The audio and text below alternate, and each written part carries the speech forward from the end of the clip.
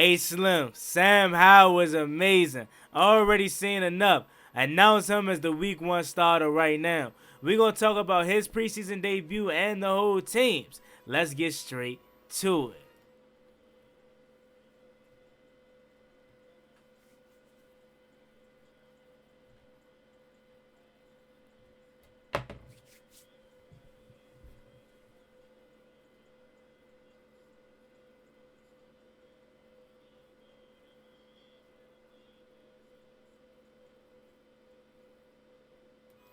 YouTube, what's going on? It's Juan Gotti here with another Washington Commanders video. And in today's video, I'm here with the first post-game reaction of the Washington Commanders season, as we are going to be recapping the Cleveland Browns versus Washington Commanders first preseason game. So without further ado, let's get straight into today's video. But before we do, make sure you guys go down below, leave a like on this video, subscribe if you're new, and turn on post notifications so you can notify when I upload new content like this to the channel. We're on the road to 6,000 subscribers. You see it right there, man. So hit that subscribe button, man. We're almost at 6K. Let's get to it. It's totally free. Ain't a lot of free things left in this world. Subscribing to Juan Gotti's YouTube channel is one of them, though. So let's get to 6K. Now that out the way, let's get straight to it.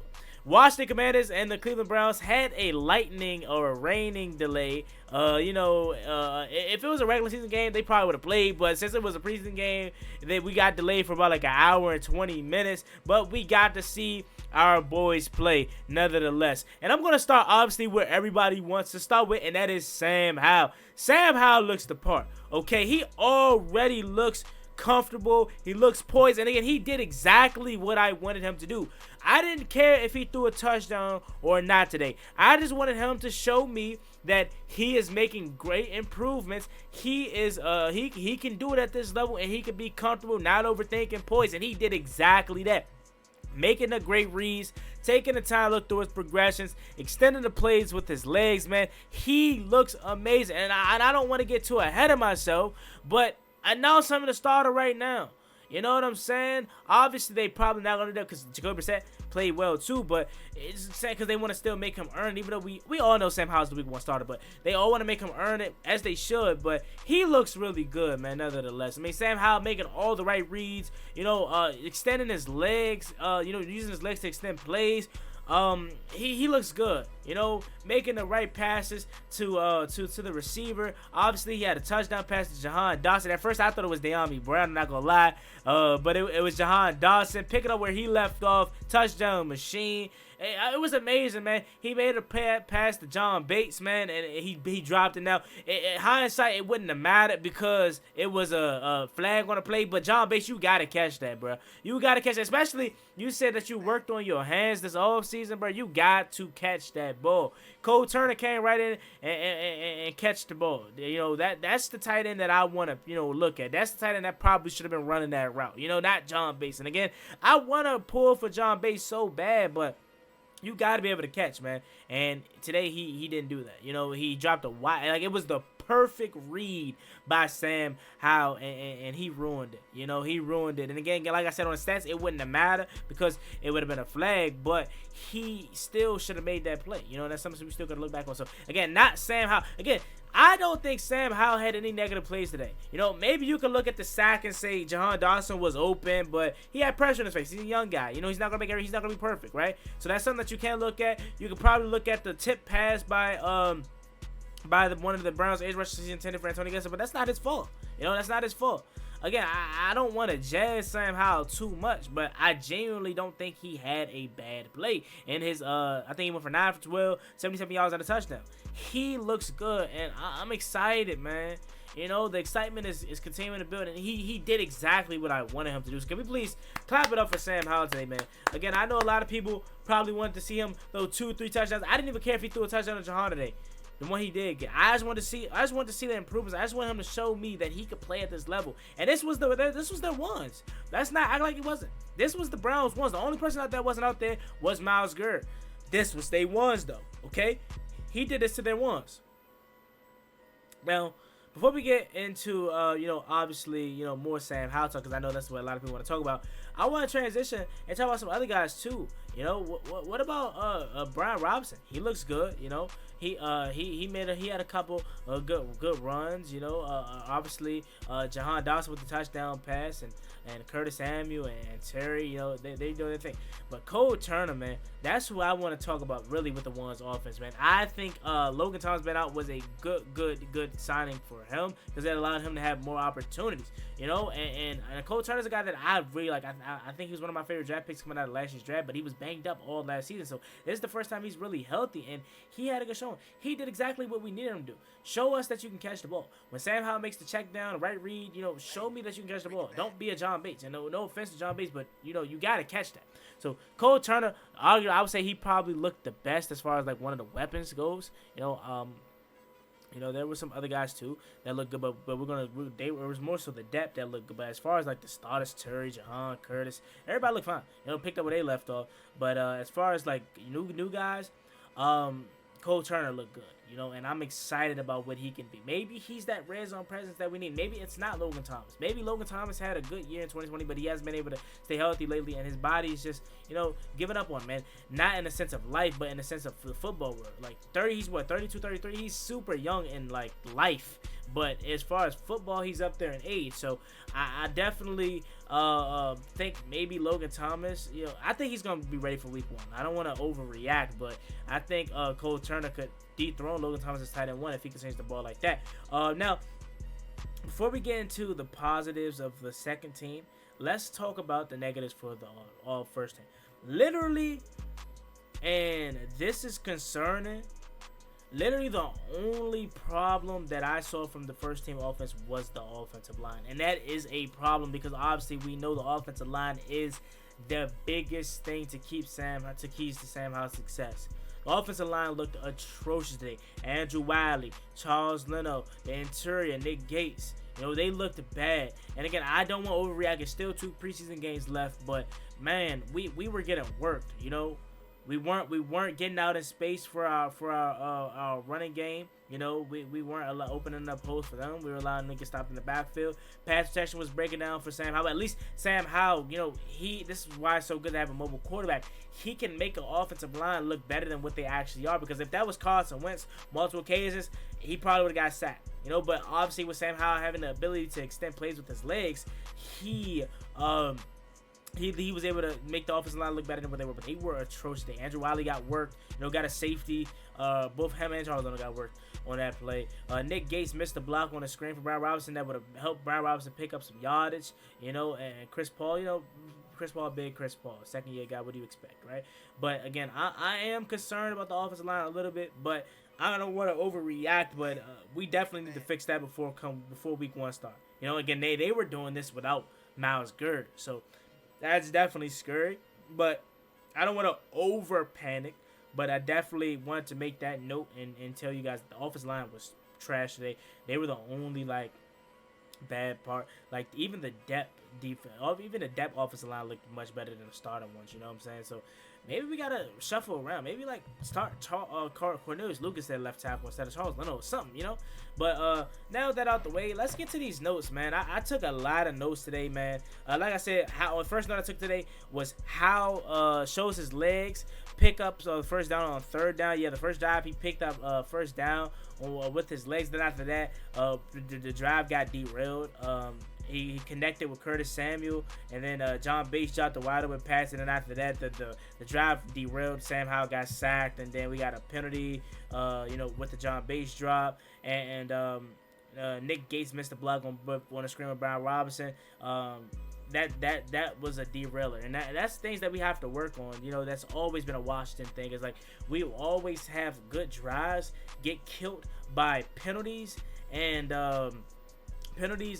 missed opportunities. Penalty being holding, missed opportunities being, John Bates dropping a wide open dime from Sam Howell, and then on the defense honestly they didn't look the best driving, but they got to stop when it was needed. Okay, they got to stop when it was needed. The first team offense allowed Deshaun Watson to go right down the field, but when it was pertinent that they needed to make a stop, they did it. But I will say this. Can't control mobile quarterbacks. What's new? Sean Watson was running on us. He was extending plays with his legs. That is concerning for me because we play a lot of mobile quarterbacks this year, and we still can't contain them. You know, we got Week 2, we got a Russell Wilson. He's pretty mobile. You know, he's up there in age. Week 3, we got a Josh Allen. Then we played Jalen Hurts twice. We played Dak Prescott twice. We played Daniel Jones twice. You know, we got Desmond Riddle or Taylor Heineke. You know, we got Tua Tagovailoa. Like, we play a lot of mobile quarterbacks this year, and that's a bit concerning for me, man. I'll be honest with you. But moving on. To the next thing, Forbes makes a stop on the goal line. Like I said, the defense, they allowed the Browns to go all the way down the field, but they made a stop when it was pertinent and when it was needed. You feel what I'm saying? So, Emmanuel Forbes, he came down on the play, made a stop tackle at the goal line. A lot of people want to hint to Emmanuel Forbes' size and weight. But he showed it. He showed that doesn't matter. He can still make a play, and he did. And then on 4th down, Montez Sweat blew up a run play, and Montez Sweat banned Tez. So I love to see that. And they didn't score. So a little bit of bad news though. Chase Young got a stinger according to reports from Logan Paulson. But hopefully it ain't too serious, and hopefully he's good. I don't need to see Chase Young no more for the rest of the preseason. As much as I want to see him out there, keep him wrapped up for the regular season. That's what matters, okay? But Chase Young did suffer an injury in this game. Hopefully not too serious, just like a neck thing. That is fine, you know. Then back to side his own 5. Sam Howell throws it away, so that's good too. Again, a young guy not forcing anything. He had pressure in his face, backed up inside his own territory, and he got away and was able to live to fight another day. And that's all I ask, okay? Don't always try to make the big play or be a hero. Live to fight another day, and that's what Sam Howell did right there, and that's exciting. Now we're on the defense side again. Great hit by Christian Holmes. Christian Holmes had an amazing day, bro. I mean, he was flying around, contested, passes, breakups, hitting. I mean, he absolutely derailed this wide receiver, man. Sip, great play, man, and I could see Sip in for a big year. Another interesting thing, Dax Milne was the starting punt returner. So a lot of people out there that don't like Dax Milne, man, he's the starting punt returner, and I'm telling you, I'm totally fine with the Dax Milne being our starting punt returner. Like, obviously, he's not exciting, but he is safe, and that's all that matters. And especially with our offense not being, dreadful to watch, just give me the ball inside the 15, 20-yard line, let my offense go to work, bro. I really don't care about an explosive kick returner. Dax Milne is fine, and he gets his job done, and I'm not mad if Dax Milne is our starting punt returner. Obviously, if I haven't mentioned already, Casman Allen was the starting kick returner today. He was solid. I like to continue to see him do more things though. He was okay. Not really too blown away. He's not as fast as I thought. Maybe it was the rain. Maybe the field was slippery, but he wasn't as fast as I thought. Then we got Dotson with the touchdown. Like I said, him and Sam Howell connected on a touchdown pass. Man, it was sick. He bobbled it, but he caught it in. A great ball by Sam Howell, man, and I look forward to seeing that a lot more this season, man. Like I said, Terry's obviously should be the option 1 on every single play, but I said it multiple times. I said I feel like his go-to guy may be Jahan Dawson, bro, and we seen it right there. Jahan Dawson pick it up where he left off, touchdown. I think he could be in for a big year. Christian Holmes balling again with a breakup pass. Love what Christian Holmes did today. De'Ami Brown sighting. He made a great catch, man. 2 feet in along the sideline. Great ball by Jacoby Brissett, man. And De'Ami made a huge catch, man. Then we got Byron Pringle making a great catch, man, along the sideline. Great ball by Jacoby Brissett down the field. Jacoby threw it, and my guy Byron Pringle was able to come down with it. Shout out to Pringle, man. Shout out to Byron Pringle. He didn't need to do much. He already was a EB guy, so had that right there, him knowing the system, knowing how EB works, it was already going to have a plus on him. And then his special teams ability, but him showing his receiving threat, like I said, he can barely make this roster, and I think he may be a luck. I think that one catch was enough, so we may end up keeping 7 receivers. I think he could be one of those 6 though. Like, obviously we know the 4, Terry, Jahan, Curtis, De'Ami, they locks. What are going to be the last 2? Because we assume they're going to keep 6, but they could keep 7. I think 5 maybe Byron Pringle, and 6 is Dax Milne, but we may end up keeping 7 if a guy like Marcus Kemp have a strong preseason, or maybe like the the guy from Penn State. I can't think of his name, number 86. I can't think of his name off the top of my head, but y'all know who I'm talking about. Tinsley, Mitchell Tinsley. Maybe we keep 7. You know, but I think Byron Pringle is definitely probably wide receiver 5 for sure. Then Jacoby Brissett runs the ball after climbing the pocket for a touchdown. Jacoby Brissett looked really good today too, man. I'm excited, you know, about our quarterback room. Again, I wasn't the biggest fan of the Jacoby Brissett signing, not because I didn't think he was a good veteran. You know, I knew he was a good mentor upstairs, and helping the young guy. I just didn't want it to be a thing where he had to come in. Because if Jacoby Brissett has to come in for like a couple weeks, I'm not confident in his ability to keep us afloat. You know, and I'll be honest with you. But he looked good today, so maybe he's not that bad. But he looked good today, bro. Making all the right reads, you know. Obviously climbing the pocket for, like I said, running the touchdown. He's a little bit more athletic than I gave him credit for and thought. Shout out to Jacoby Brissett, man. And then after that, we got James Smith-Williams with the sack. That again, the edge rushing depth is going to be important. KJ Henry made a couple good plays on special teams today too. But James Smith-Williams making a play. Can he be that guy that takes another year leap and potentially, you know, have a increase the role the 2024 season?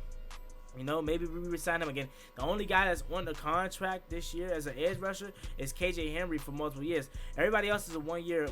Chase Young, Montez Sweat, James Smith-Williams, Casey Tuitt, all the edge rushers. Can James Smith-Williams play well enough this season to carve out him a role for next year, and he signs a contract extension? That's to be told. That's to be known. You know, to see. And he made a good impression that they get in the sack. The next play we got, Dax Milne was wide open, but De'Ami Brown tipped it. Yeah, I know Dax Milne is pissed right now. Jacoby Brissett made an absolute dime and great read, but De'Ami thought it was intended for him, and he threw it too high, and he tipped it, but it was intended for Dax Milne. Dax Milne was wide open. Dax Milne made a great catch early, but he would have had another catch, and I'm telling y'all, Dax Milne ability to be a wide receiver alone is what's going to keep him on this roster, but him being a special teams guy, being a safe guy is going to also help you too. Dax Milne is really good. I like Dax Milne, and I hope he makes this roster. I think he is going to make this roster, matter of fact. Then next, the last note that I have is great play by Quan Martin, called for PI when it was great coverage. He had a great play. It was BS PI call. I thought maybe he didn't get his head turned around, but his head was perfectly turned around. It was a great play, bad call by the refs. Then the next play they're going to call false start on the Browns. Maybe it was a makeup call, but Quan Martin was solid. They had a great play in coverage. What about Chris Rodriguez, man? I told y'all, Chris Rodriguez was my favorite draft pick, along with him and Rick Stromberg. My favorite draft pick from this past year's draft, you know, and he looked good. He looked like that bowling ball that he could be. He was running hard, hitting the hole, having great vision. You know, and he was initiating the contact, and he was burrowing forward. He looks really good and explosive, man. So I'm excited for Chris Rodriguez. Last thing I don't want to enter in the night on, man. What about Ricky Stromberg not being the second center? You know, after Nick Gates he's with the starters. After Nick Gates went out with the starters, Tyler Lawson came in. So does that say a lot about what Ricky Stromberg is at in camp? I don't know. Maybe so, because I definitely thought Ricky Stromberg would have been a second center out there with the twos, but he wasn't. He wasn't. It was Tyler Lawson. So maybe Ricky Stromberg is not ready like how I thought he could potentially be, and Nick Gates is gonna be the starter potentially. You know, again, like I said, I thought they maybe want Ricky Stromberg to be the starter because of the versatility that one Nick Gates provides, but at the same time, if Ricky Stromberg isn't ready, then you gotta go with Nick Gates. You know what I'm saying? So that's a little update on that. And then last I'll say, Benjamin St. Juice, he got rolled up on by one of our own guys. So please just shut down Juice for the rest of this preseason, man. I am so nervous every time he plays because he's so good, bro. He is so good. He just stays healthy, and fluky stuff like this, like a player rolling up on his ankle. Like, come on, man. You know what I'm saying? So please keep Juice on the sideline, bro. We don't even need to see him no more. You know, but overall, it was a great debut, man. I was excited, man. They made us wait an extra hour, but it was worth it because our team looks good. It looks spry. It looks better than they did in the years past. Like, again, like I said, the only concern, which is a major concern, is the offensive line. But Sam Howell looked good. The starting offense looked good. A lot of the depth guys on the offense look good. You know, defensive depth guys look good. Andre Jones, he had a couple great plays too, and that was good for him because I haven't heard his name. What about the Percy Butler interception?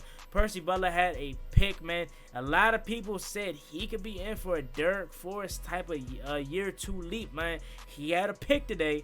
So shout out to Percy Butler, man. But with that being said, it's been your boy Juan Gotti. Like, comment, subscribe, man. Football is back. These post-game reactions are back. They're going to get longer and more entertaining as I'm going to be setting up a voice call where after each and every game, you guys can call into that voice call and y'all can leave y'all thoughts on the game. I'm going to play it on the video and then I'm going to give my initial thoughts of what you said. So it's going to be a call-in thing video, not live stream, but videos each and every week. But y'all stay tuned for that and the update on that. But with that being said, man, y'all have a great night. It's me, your boy Juan Gotti. Excited about the direction of this team. Stay tuned for all the videos and content coming up soon. Y'all have a great night. We're on the road to 6,000 subscribers. Please hit that subscribe button again if you haven't already. Right here, we're on the road to 6K. We can get there. I know we can do it. It's totally free. So with that being said, it's me, your boy Juan Gotti. See y'all next time. I'm out. Peace.